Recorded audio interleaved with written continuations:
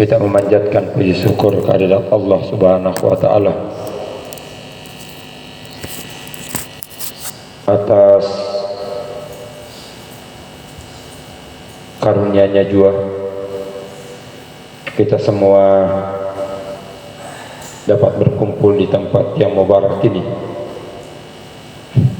Teristimewa buat saya pribadi, di mana Allah takdirkan kembali dapat bersilaturahim di kampus Hidayatullah Tanjung Morawa ini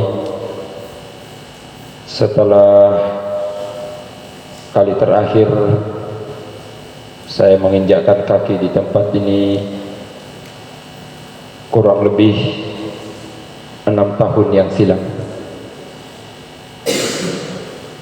Ikhwani rahimakumullah, saya kepingin mengawali penyampaian pagi ini dengan sebuah kisah yang pernah dimuat dalam salah satu buku yang sangat laris pada masanya. Cerita ini terkait dengan seorang prajurit. Santri tahu ya prajurit? Apa itu prajurit? Ya? Tentara. Ya. Angkatan perang. Seorang prajurit ini terkena penyakit yang ternyata penyakitnya sudah sangat parah, yang ketika dia berobat ke dokter, oleh dokter divonis bahwa penyakitnya sudah tidak mungkin lagi disembuhkan karena sudah sangat kronis dan terlambat diperiksakan ke dokter. Dokter berkata, menurut ilmu medis penyakitmu ini sudah tidak bisa lagi diobati, sehingga kamu hanya menunggu waktu matinya saja, dan itu dalam hitungan waktu yang tidak terlalu lama. Mendengarkan vonis itu, singkat cerita prajurit ini berkata, "Dok, tolong rahasiakan penyakit saya, jangan ada yang tahu satu orang pun, baik teman-teman saya sesama prajurit, apalagi komandan, terlebih kepada keluarga dekat saya." Ya, karena pasien minta seperti itu, dokter mengiyakan tanpa dokternya tahu apa maksudnya, kenapa dirahasiakan penyakitnya. Rupanya dia punya tujuan, karena sudah divonis pasti mati dan itu tidak lama lagi. Dia kepingin selalu diikutkan berperang setiap ada peperangan, sebab berpikiran daripada mati di tempat tidur karena penyakitnya, mending mati di medan peperangan, bisa jadi pahlawan. Karenanya dia menghadap kepada komandannya, minta setiap ada peperangan tolong saya diikutkan, meskipun peperangan itu sebenarnya selalu dipergilirkan kayak santri kalau ada petugas piket, apa piket kebersihan, piket keamanan dan lain-lain. Komandannya heran, selama ini prajurit biasanya meskipun jadwalnya tiba selalu cari-cari alasan supaya tidak ikut perang, sebab tahu resikonya kalau tidak membunuh ya dibunuh. Kok ini aneh, biar bukan jadwalnya minta diikutkan juga. Karena komandannya tidak tahu kalau sebenarnya prajurit ini memang niatannya sudah mau mati cepat di medan peperangan. Yang aneh, setiap dia diikutkan perang, teman-temannya prajurit yang lain sambil menyerang musuh tapi tetap juga berupaya menyelamatkan diri. Dia berlindung di balik tembok, di balik pohon, atau apa saja yang bisa menghalangi dia dari serangan musuh. paling tidak tiarap sambil menyerang musuhnya. Si prajurit satu ini malah tidak pernah bersembunyi.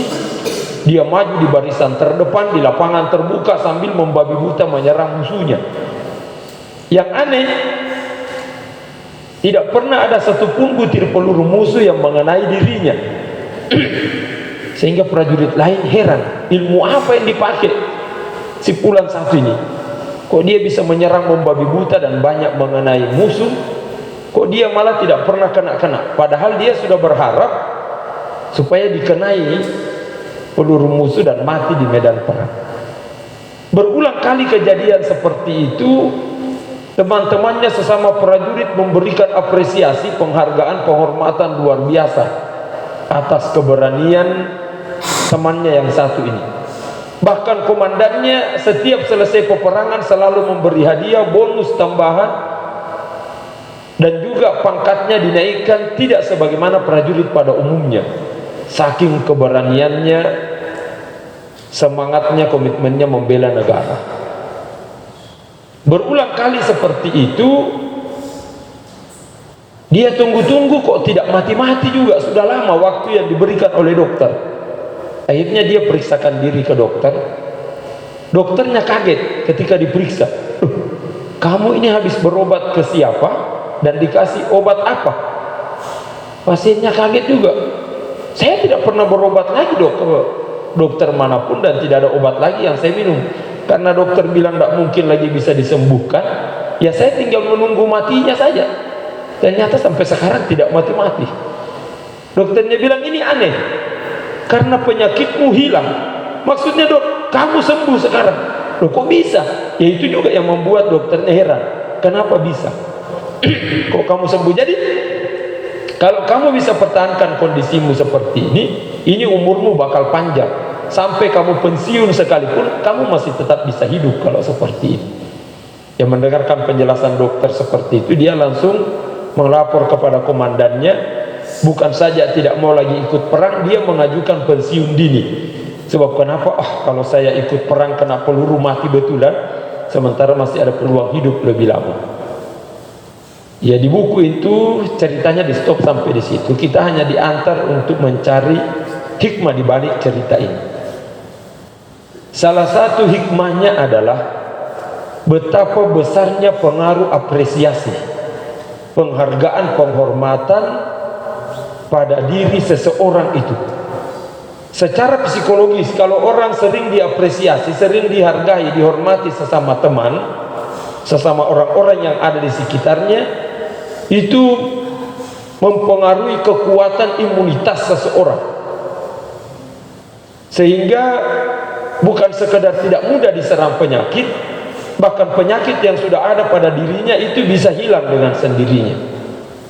Tapi sebaliknya, kalau orang suka dikerjain, suka diejek, diolok-olok, direndahkan, istilah anak gaul sekarang suka dibully. Kalau ada orang yang suka dibully, itu otomatis secara psikologis luar biasa juga pengaruhnya. Bukan hanya orang menjadi minder, jadi rendah diri, tapi macam-macam penyakit bisa menyerang dirinya. Karenanya dalam Islam dilarang keras orang saling mengolok-olok, tidak boleh menghina, merendahkan. Dan ini penyakit para santri di mana-mana. Sukanya saling olok-olok, suka saling merendahkan itu. Ada yang tahu ayatnya? Dilarang mengolok-olok.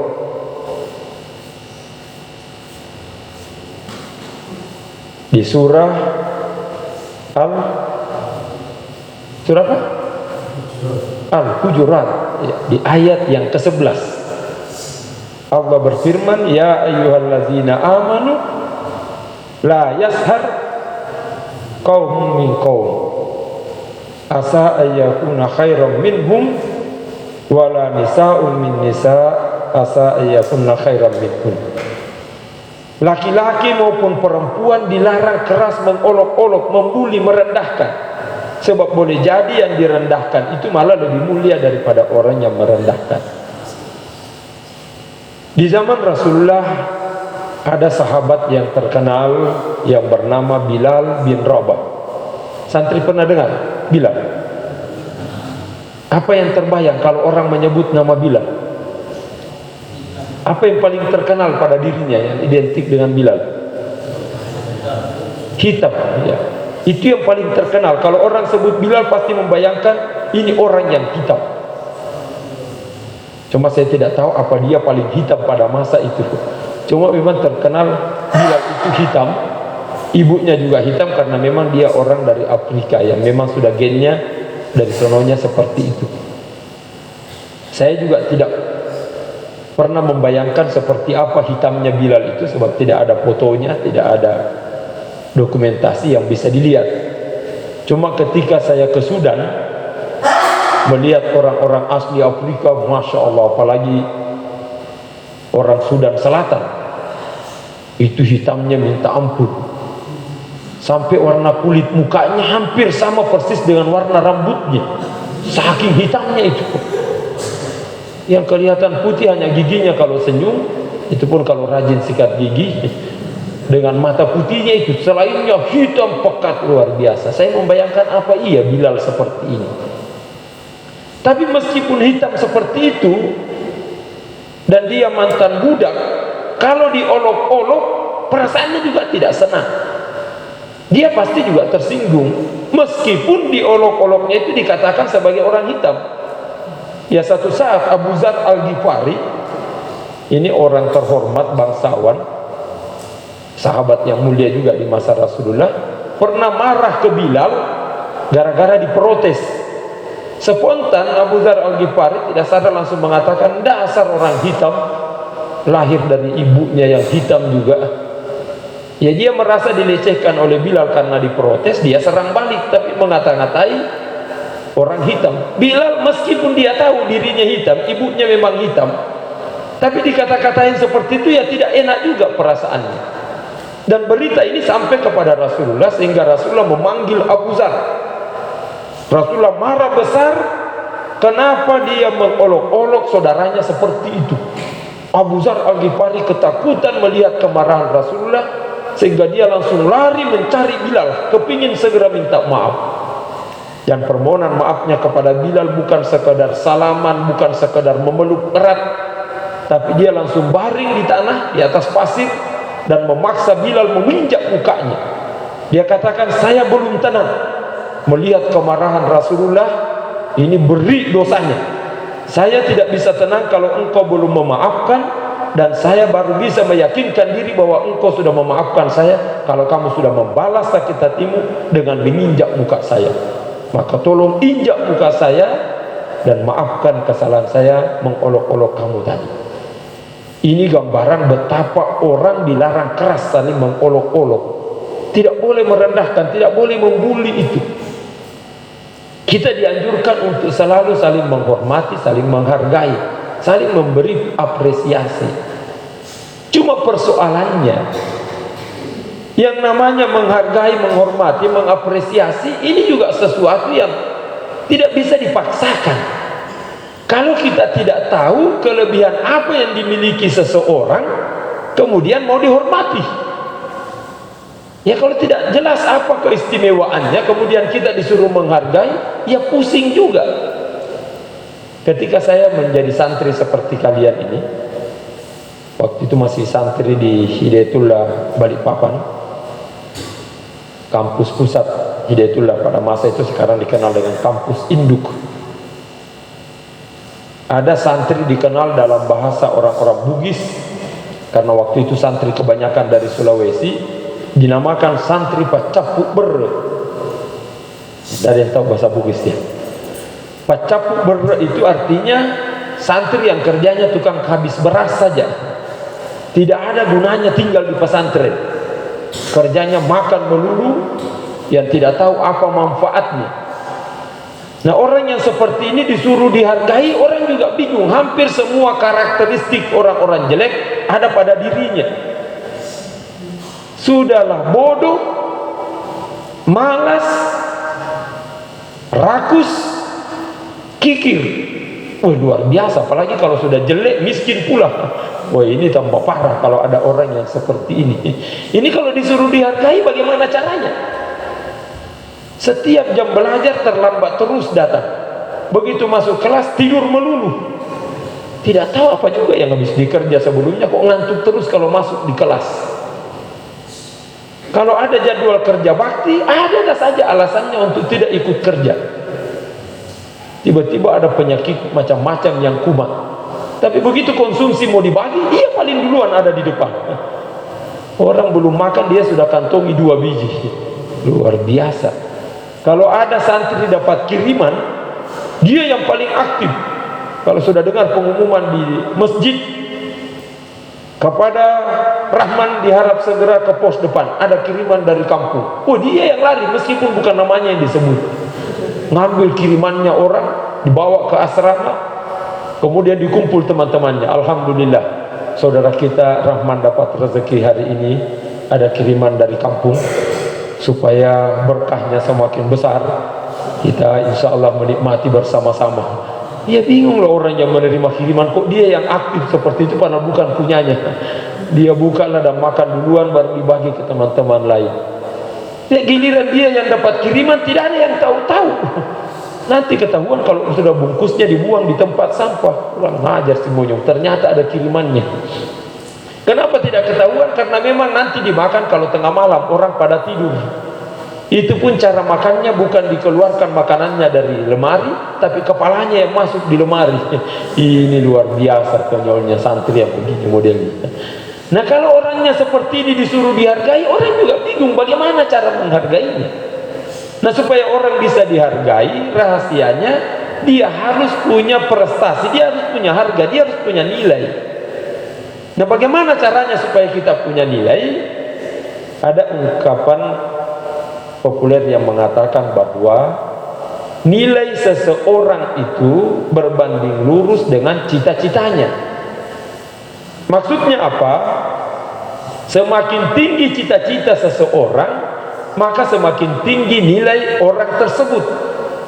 Sebaliknya, semakin rendah cita-cita seseorang, akan semakin rendah pula nilai orang itu. Nah kalau ada orang yang tidak punya cita-cita, itu berarti orang tersebut tidak punya harga, tidak ada nilainya orang yang tidak punya cita-cita. Makanya setiap orang dituntut harus punya cita-cita dan dianjurkan untuk memiliki cita-cita setinggi mungkin. Makanya ada pepatah populer yang mengatakan, gantungkan cita-citamu setinggi langit. Pertanyaannya, kenapa cita-cita disuruh gantung di langit? Kok bukan di pintu, bukan di pelafon, bukan di pohon, bukan di atap, bukan di gunung? Kenapa disuruh gantung di langit cita-cita itu? Karena langit adalah simbol tempat tertinggi yang ada di dunia ini. Meskipun ada yang mengatakan di atas langit masih ada, ya langit juga. Jadi langitlah tempat yang paling tinggi. Kalau dikatakan gantungkan cita-citamu setinggi langit, kita dituntut memiliki cita-cita setinggi mungkin. Supaya apa? Supaya kita punya harga yang tinggi, kita punya nilai yang terhormat, yang patut diapresiasi orang. Tapi jangan kemudian berkata, bagaimana juga modelnya kita seperti ini, mau punya cita-cita besar. Nah inilah salah satu bentuk orang yang memang nilainya rendah. Orang yang punya cita-cita tinggi itu adalah orang yang selalu optimis, selalu berjiwa besar. Nah Hidayatullah ini lahir itu karena didirikan oleh orang-orang yang punya cita-cita besar, yang dulunya dianggap semua orang hal yang mustahil. Hidayatullah ini bisa bertahan, apalagi maju dan berkembang. Bertahan saja sudah berat. Santri-santri pernah nonton filmnya Laskar Pelangi? Tahu ya Laskar Pelangi? Di mana tempatnya Laskar Pelangi itu? Di Bangka Belitung. Laskar Pelangi itu ada orang Bangka Belitung sih. Laskar Pelangi sekolahnya lebih jelek dari kandang kambingnya orang. Gurunya cuma ada 3 orang. Yang satu mati karena ketuaan yang merangkap sebagai kepala sekolah. Yang satunya mengundurkan diri. Tersisa cuma 1 orang gurunya. Sekolahnya hampir ditutup karena jumlah murid yang mendaftar hanya 9 orang. Sementara persyaratan Kementerian Pendidikan waktu itu minimal sekolah murid yang diterima harus 10. Kurang dari 10 sekolahnya harus ditutup, bergabung ke sekolah lain yang ada. Ya karena sampai pendaftaran mau ditutup, cuma 9 yang mendaftar, kepala sekolah hampir menutup sekolahnya. Untung cukup 10. Siapa yang mencukupkan? Ada Harun namanya, santri yang cacat, yang tidak normal. Itulah yang diterima jadi genap 10. Berlanjutlah sekolah ini. Murid-muridnya hampir tidak pernah pakaian seragam, apalagi pakai sepatu. Umumnya pakai sendal, malah ada yang tidak pakai sendal. Kalau melihat kondisinya Laskar Pelangi waktu itu, ini adalah anak-anak yang tidak punya masa depan. Akan jadi apa nanti kalau sekolahnya seperti itu, gurunya tersisa 1, modelnya kayak begitu semua. Tapi di antara Laskar Pelangi itu ada 1 orang yang punya cita-cita bahwa satu saat saya akan kuliah sekolah di Perancis. Semua orang berkata, mimpi kamu. Ngapain kok pada jauh-jauh mau ke Perancis? Ke Jakarta saja sudah mustahil, apalagi ke Perancis. Tapi karena ini cita-cita dia yang memang dibangun sejak awal, apa yang terjadi kemudian? Ternyata Andrea Herata betul-betul kuliah di Perancis, ngambil S2 di sana. Inilah yang setelah pulang menulis buku Laskar Pelangi itu sampai dibuat film. Untungnya dari menulis buku saja tidak kurang dari 2 miliar. Ini hebatnya orang yang punya cita-cita tinggi. Nah, di Hidayatullah ini ketika didirikan, itu didirikan oleh orang yang punya cita-cita tinggi. Santri yang masuk juga diantar seperti itu. Ketika saya masih santri di Gunung Tembak awal-awal, semua orang berkata, apa yang kamu cari di Hidayatullah itu? Tidak ada bayangan masa depannya. Sekedar gambaran, kalau kita makan di asrama setiap hari itu, saya pertama protes sebenarnya, karena makanan sudah dihidang di depan kamar asrama kita, tidak ditutup dan tidak ada yang jaga. Saya bilang ini petugasnya malas betul. Kalau tidak mau jaga ya carilah penutup, sebab banyak kucing lalu lalang bisa habis makanan kita. Tapi setelah saya ikut makan baru sadar, oh iya, kalau begini kondisinya tidak perlu dijaga, tidak perlu ditutup. Biar kucing lapar yang rakus itu tidak tertarik memakannya. Ya bisa dibayangkan kayak apa itu kalau kucing rakus lagi lapar tidak tertarik makan. Itu berarti makanannya betul-betul sangat tidak layak. Itu yang kita makan hari-hari. Ikannya itu kerasnya minta ampun, susah digigitnya, rasanya juga asin luar biasa. Itu yang dimakan hari-hari. Kalau selesai makan kita mau minum, luar biasa kalau ada santri yang bisa menghabiskan 1 gelas. Karena air yang kita minum itu asamnya luar biasa. Sehingga santri senang betul kalau ada hujan, itu berarti banyak air minum, banyak stok.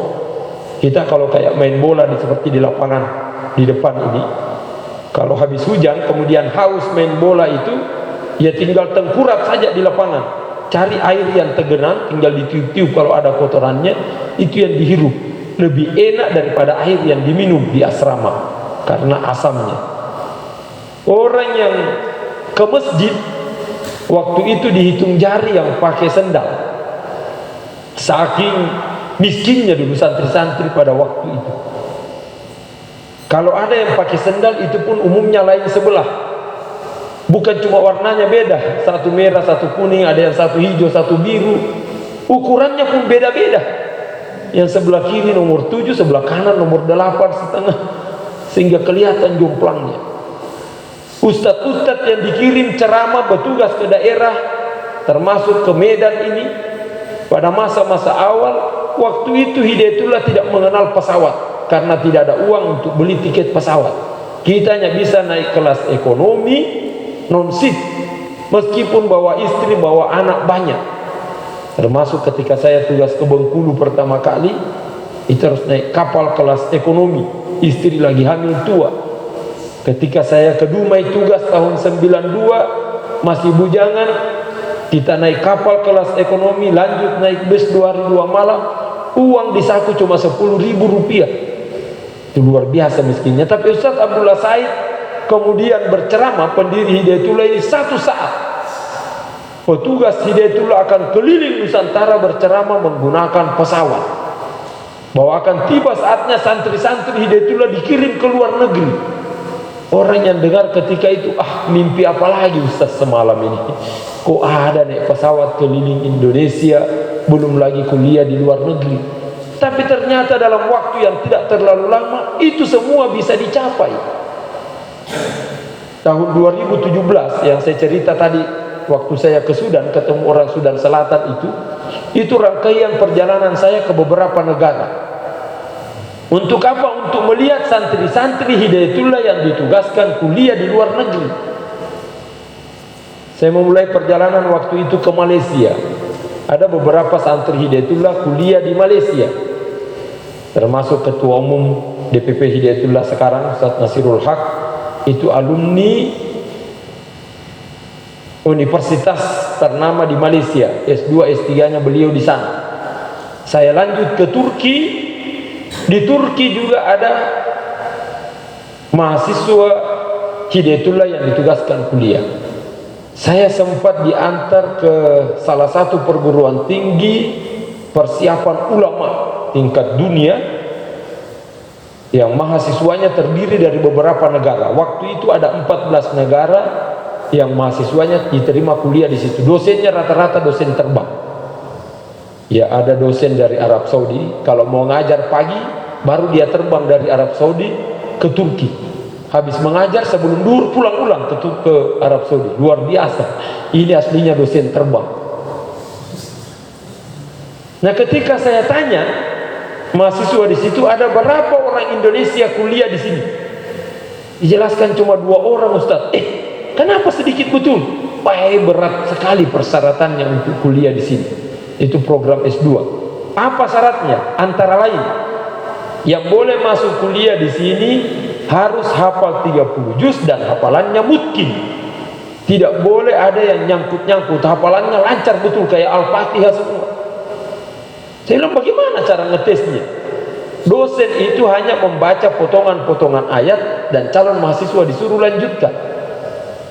Ya, awal-awal masih enak, dia baca di juz 1, juz 2, tiba-tiba lompat ke juz 5, lari ke juz 15, juz ke 21, nanti mundur lagi, maju mundur begitu, dan tidak boleh ada yang nyangkut. Sekali kita salah menyambung langsung dicoret namanya. Anda belum layak kuliah di sini. Luar biasa ketatnya.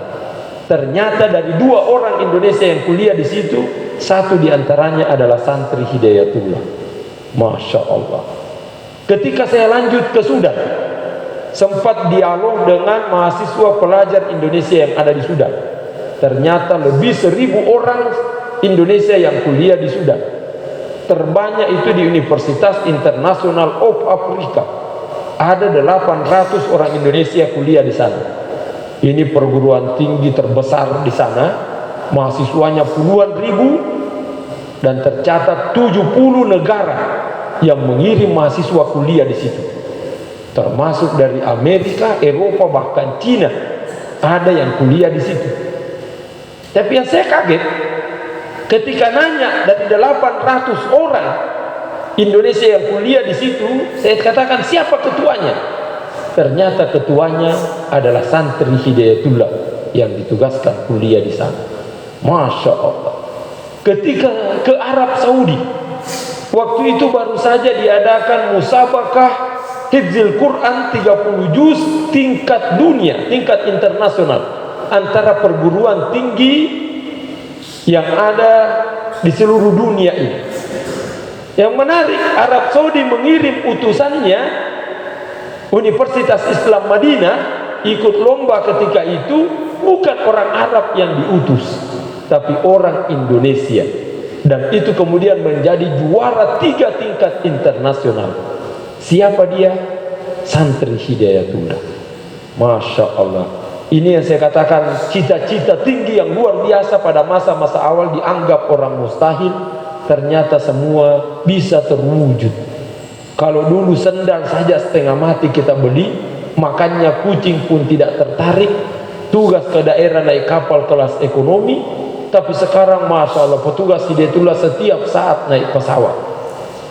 Saya ini sejak hari Rabu kemarin sampai hari ini tiap hari naik pesawat. Bahkan 2 hari kemarin 2 kali saya naik pesawat dalam 1 hari. Hari Rabu saya terbang dari Berau ke Balikpapan. Di Balikpapan tidak nginap, saya terbang ke Jakarta. Besok hari Kamis pagi saya terbang ke Palembang. Besoknya hari Jumat terbang ulang ke Jakarta. Hari Sabtu pagi saya terbang ke Medan. Di Medan hanya beberapa saat saya terbang ke Sibolga. Kemarin balik dari Sibolga ke Medan, dan insya Allah siang sebentar saya terbang lagi ke Jakarta. Jadi dalam 6 hari 8 kali naik pesawat. Yang dulunya itu hal-hal yang mustahil. Maka saya berharap besok lusa, beberapa tahun ke depan kita akan mendengarkan informasi bahwa santri Hidayatullah dari Medan ada yang kuliah di Turki, ada yang kuliah di Sudan, di Yaman, di Mesir, bahkan sampai di Amerika. Insya Allah ini bukan satu hal yang mustahil selama Anda punya cita-cita besar dan berupaya sungguh-sungguh untuk mewujudkannya.